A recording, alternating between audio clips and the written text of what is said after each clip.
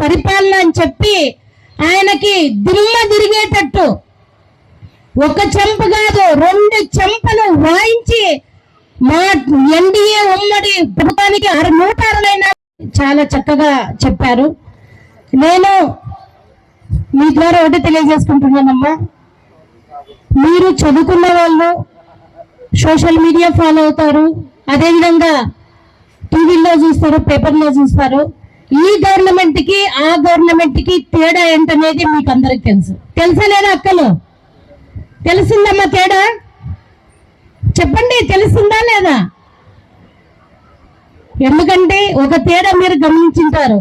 అవ్వతాతలు ఎవరికైతే పెన్షన్ తీసుకుంటున్నారో వాళ్ళకు 1000 రూపాయలు జగన్మోహన్ రెడ్డి గారు 5 సంవత్సరాలు పెంచితే చంద్రబాబు నాయుడు గారు కేవలం 20 రోజుల్లోనే 1000 రూపాయలు పెంచిన ఘనత మా ఎన్డీఏ ప్రభుత్వం. కాబట్టి ఇదొక్కటి చాలమ్మా తేడా.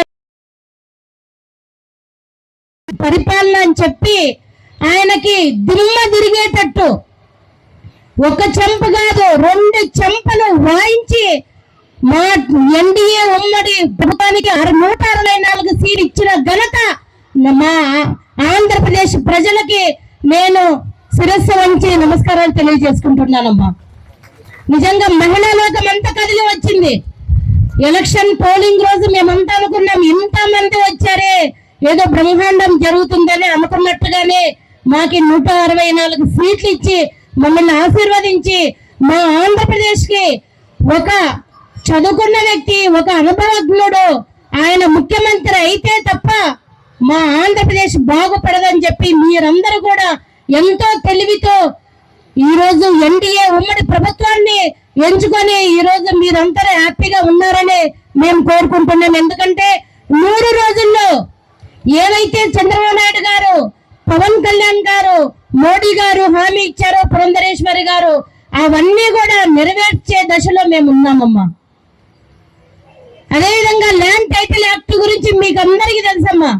చాలా మంది ఇప్పుడు మా దగ్గరకు వస్తున్నారు భూముల గురించి. అమ్మా, నిజంగా ల్యాండ్ టైటిల్ యాక్ట్ కింద వచ్చింటే మా భూములన్నీ కూడా అన్యాక్రాంతం అయిపోయింది. ఆ ల్యాండ్ టైటిల్ యాక్ట్ రద్దు చేయడం వల్ల ఈ రోజు మేము హ్యాపీగా నిద్రపోతున్నామని చెప్పి చాలా మంది అంటున్నారు. ఇంకోటమ్మా, నిజంగా మన తాతలు ముత్తాతలు సంపాదించిన ఆస్తి పైన ఆయన బొమ్మేంటి? ఆయన ఏమన్నా మనకి ఇచ్చాడా? ఆయన ఏమన్నా సంపాదించి పెట్టాడా? పాస్బుక్ పైన ఆయన ఫోటో అంట సంపాదించి పెట్టి ఇవ్వమంటే హ్యాపీగా నవ్వుకుంటే ఆయన ఫోటో వేసుకుందాం.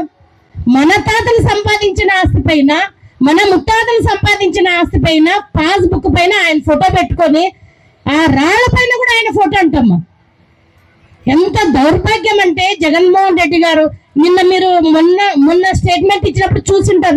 మొన్నను ఆయనకి ఇంగ్లీష్ పలకడం కూడా చేత కాదు తల్లి, ఇంగ్లీష్ మాట్లాడడం కూడా, అసలు చూసి చదవడం కూడా చేత కాదు ఆయనకి. ఆయన నిజంగా పిచ్చాసుపత్రిలో వేయాలి. ఆయన చేష్టలు కానీ సోషల్ మీడియాలో కూడా మనం చూస్తుంటాం. ఆయన ఇట్లాంటి వ్యక్తి మనకి ముఖ్యమంత్రి అయింది, ఇట్లాంటి వ్యక్తి మన 5 సంవత్సరాలు పరిపాలించింది అని చెప్పి ప్రతి ఒక్కరు అనుకుంటున్నారు. కాబట్టి ఆయన చేసిన పాపాలు ఒక్కొక్కటిగా బయటకు వస్తున్నాయి. మనకు అందరికీ ఇష్టదైవమైన, ప్రపంచవ్యాప్తంగా ఇష్టదైవమైన శ్రీవారి లడ్డు గురించి ఎంత తక్కువ చెప్పుకుంటే అంతగా అయింది. ఈరోజు శ్రీవారి లడ్డు అంటే మనకందరూ తెలుసమ్మా. ఎవరైనా తిరుపతి పోయొచ్చారంటే మాకు లడ్డు ఇవ్వరా అని మనమే అడుగుతాం. ఎందుకంటే లడ్డు తీసుకొని తింటే ఆయన్ని ఇక్కడి నుంచే నమస్కరించినంతగా గొప్పగా ప్రసాదంగా భావించి మనం కళ్ళు కద్దుకొని తింటాం. ఆ లడ్డూలోన నిజంగా అనేక అవశేషాలు ఉన్నాయి, వేరే వేరే కల్తీ ఉంది అని చెప్పి అంటుంటే నిజంగా భయభ్రాంతులకు గురైంది. ఎక్కడికి పోతున్నాం మనం? రాజకీయాలు చేయండి, రాజకీయాలు మాత్రమే చేయండి, అంతేగాని గుళ్ళు గోపురాల్లోనా మీ రాజకీయం? గుళ్ళు గోపురాల్లోనా మీ అవినీతి? ఏం జగన్మోహన్ రెడ్డి గారు మీకు ఇంకెక్కడ కనిపించలేదా?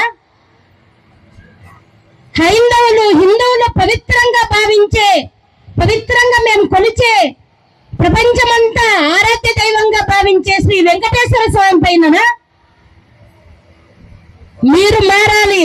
మారకపోతే ఆ భగవంతుడు ఖచ్చితంగా కఠినమైన శిక్ష విధిస్తాడని చెప్పి ఈ సందర్భంగా మేము తెలియజేసుకుంటున్నాం.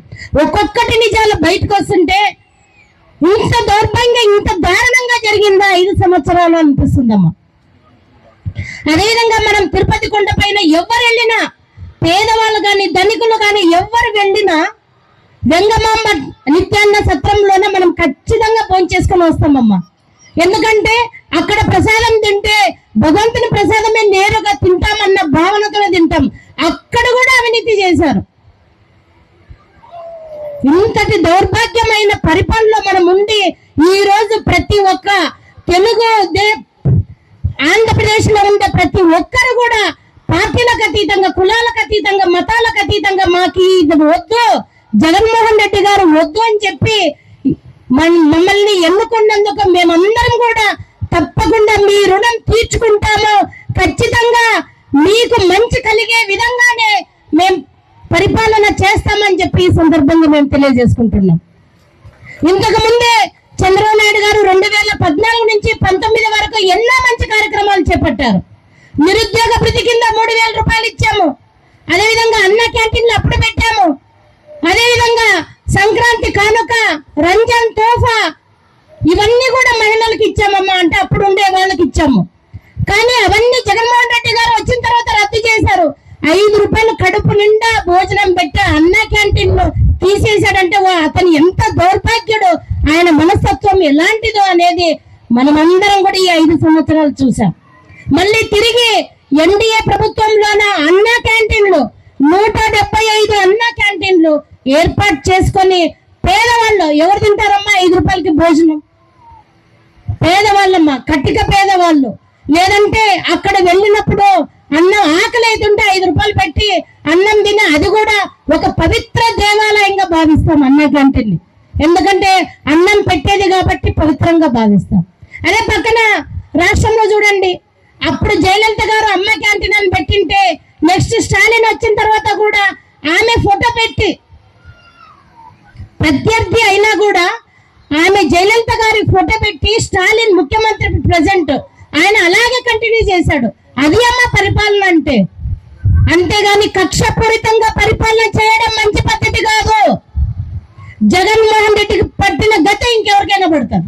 ఈ 5 సంవత్సరాలు ఆయన ప్రజల గురించి చూడలేదమ్మా, ప్రజల గురించి లెక్క చేయలేదు. కేవలం తన కక్షపూరిత రాజకీయాలు మాత్రమే మీ మీద రుద్దాడు.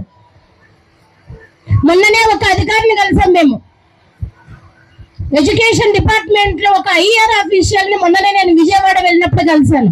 ఆయన ఎన్ని చెప్పాడ దాంట్లో ఒకటి చెప్తానమ్మా. నాడు నేడు కింద చాలా చోట్ల భవనాలు నిర్మించారు. ఈ నాడు నేడు కింద నిర్మించిన దాంట్లో ఎంత అవినీతి జరిగిందంటే, కేవలం ఇక్కడ నాడు నేడు కింద జరిగే పనుల్లో బ్రిక్స్ అండ్ ఇసుక మాత్రమే బయట నుంచి కొనే అవకాశం. మిగతా ఏవైనా కానీ కిటికీలు కానీ, ఫ్యాన్లు కానీ, టీవీలు కానీ, స్విచ్ లైట్లు కానీ అన్నీ కూడా కంపెనీలకు డైరెక్ట్ గా గవర్నమెంటే ఇచ్చింది. ఇప్పుడు మనం 1 కొంటే ధర ఎక్కువ, 10 కొంటే ధర తగ్గిస్తారా లేదా? తగ్గిస్తారా లేదమ్మా? కానీ జగన్మోహన్ రెడ్డి అలా కాదు. 10 కొన్నా, 20 కొన్నా, లక్షల్లో కొన్నా సేమ్ ధర పెట్టి ఆయనకు డైరెక్ట్ గా 7,000 కోట్ల రూపాయలు ఆయన జేబుల్లోకి నేరుగా వెళ్ళిపోయిందంట. కేవలం నాడు నేడు కింద కట్టిన భవనం డైరెక్ట్ గా ఆయన. అదే విధంగా ఈ పిల్లలకి ట్యాబ్లు ఇచ్చారు, తెలుసు కదమ్మా. ఎంతమంది పిల్లలు తీసుకున్నారు? చాలా మంది తీసుకున్నారు. ఆ ట్యాబ్లో కూడా సపరేట్ గా 1,000 కోట్ల రూపాయలు ఆయన జేబుల్లోకి పోయాయి. మద్యం మామూలుగా మనం టీ తాగినా, ఇంకా ఏదైనా వస్తువులు కొన్నా మనం డబ్బులు ఇప్పుడు ఎవరు చేతుల్లో పెట్టుకోము, అంతా కూడా ఫోన్ పే చేస్తామా లేదండి? దాదాపు ఎన్ని వందల కోట్లు, 300 కోట్లమ్మ తినిన దాంట్లో కూడా. ఇట్లా అసలు పేద ప్రజల గురించి ఆలోచన చేయలేదమ్మా, అసలు ఎవరి గురించి ఆలోచన చేయలేదు జగన్మోహన్ రెడ్డి గారు. అందుకని ఆంధ్ర ప్రజలు గూబి గుయ్యమనేటట్టు కొట్టి, నీవు గుచ్చయింది చాలు, 11 కూడా నీకు ఇచ్చింది చాలే, 164 మా దార్శనికుడు చంద్రబాబు నాయుడు గారు రావాలి, ఎన్డీఏ గవర్నమెంట్ రావాలి, పవన్ కళ్యాణ్ గారు రావాలి, మోడీ గారు మాకు పరిపాలన బాగుందని చెప్పి అందరు కూడా తెలివిగా ఈ రాష్ట్రాన్ని కాపాడుకున్నందుకు మీకు మరొక్కసారి చేతులెత్తి మొక్కుతూ, మరియు ఈ 100 రోజుల్లోన మేము ఎన్నో కార్యక్రమాలు చేపట్టామమ్మా. అవన్నీ కూడా ఇప్పుడు ఇందాకే వివరించారు. ఖచ్చితంగా మీకు అనుగుణంగా చేస్తాం. అదేవిధంగా సూపర్ 6 కూడా ఒక 6 వస్తుందమ్మా, ఒకటి వస్తుంది సూపర్ 6 లోన. తొందరలోనే 3 గ్యాసులు ఇవ్వబోతున్నాం.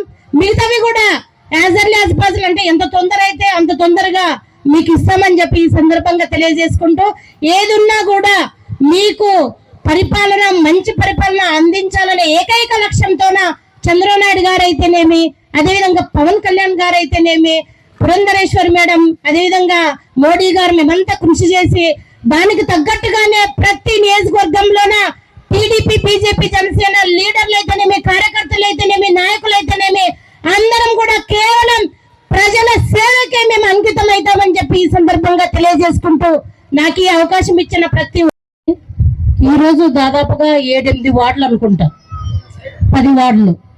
బట్ ఇక్కడ ఉండే 10 వార్డులు ఆర్పీలు ఎవరు కూడా ఈ రోజు మీటింగ్ ఉందని చాలా తక్కువ మందికి ఇన్ఫర్మేషన్ ఇవ్వడం వల్ల కూడా, నిన్న చూడండి అక్కడ చాలా మంది వచ్చారు, ఫస్ట్ డే మీటింగ్ రోజు చాలా మంది వచ్చారు. కానీ ఇక్కడ మాత్రము, ఇక్కడ ఉండే ఆర్పీలు మాత్రము చాలా మందికి ఇన్ఫర్మేషన్ ఇవ్వలేదంట మేడం. రేపు ఎల్లుండి 26వ తారీఖు వరకు జరగబోయే మీటింగ్ లో ఖచ్చితంగా మీ ద్వారా వాళ్ళకి గట్టిగా చెప్పాలి. 100% ఆర్పీలు అందరూ కూడా ప్రతి గ్రూప్ సభ్యులకైతేనేమి, అదేవిధంగా టీడీపీ, బీజేపీ, జనసేన వాళ్ళకి ఇక్కడ ఉండే వాళ్ళు కూడా ఇన్ఫర్మేషన్ ఇవ్వాల్సిందిగా మీ ద్వారా నేను విజ్ఞప్తి చేసుకుంటున్నాను. ఎందుకంటే ఇది ఉమ్మడి ప్రభుత్వంలోన టీడీపీ, బీజేపీ, జనసేన ఉమ్మడి ప్రభుత్వంలోన 100 రోజులు పూర్తి చేయాల్సిన ప్రోగ్రాం మేడం. కాబట్టి వాళ్ళకు స్ట్రిక్ట్ గా మీరు గట్టిగా చెప్పండి అని చెప్పి మీ ద్వారా నేను కోరుకుంటున్నాను. ఆర్పీలు ఎవరు కూడా సరిగా పనిచేయటం లేదని చెప్పి మా దృష్టికి వచ్చింది. నెక్స్ట్ డే ఇలాంటిది జరగకుండా ఉండేటట్టు చూసుకోవాల్సిందిగా మేము మిమ్మల్ని విజ్ఞప్తి చేసుకుంటున్నాం మేడం.